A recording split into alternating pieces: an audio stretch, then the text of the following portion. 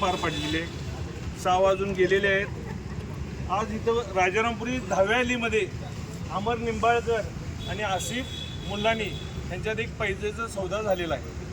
नितीन पाटील साक्षीदार आहेत। पैज अशी ठरलेली आहे की 50-50 हजार रुपये आज नितीन पाटलांकडे जमा झालेले आहेत। रोखीनं अमर निंबाळकरनी 50,000 दिलेले आहेत आणि ऑनलाईन ट्रान्झॅक्शननं 50,000 नितीनला पोस्ट झालेले आहेत, बरोबर। आता ह्या पैज अशी आहे की जर समजा अमर निंबाळकर यांचा संजय सदाशिवराव मंडलिक हा धनुष्यबाणावरचा जर उमेदवार निवडून आला तर अमर निंबाळकरना आसिफ मुल्लानीचे जमा केलेले 50,000 रुपये त्यांना पोच मिळणार। आणि जर आसिफ मुल्लानीने ज्याच्यावर पैसे लावले ते म्हणजे छत्रपती शाहू महाराज यांचा जर उमेदवार निवडून आला तर अमर निंबाळकरांनी नितीन पाटलांकडे ॲडिशनल 50,000 रुपये देऊन नितीन पाटील आसिफ मुल्लानींना 1 लाख रुपये त्यांचे अमर निंबाळकरांच्या याचे पैसे देणार आणि आसिफ मुल्लानींनी जे 50,000 रुपये जमा केलेत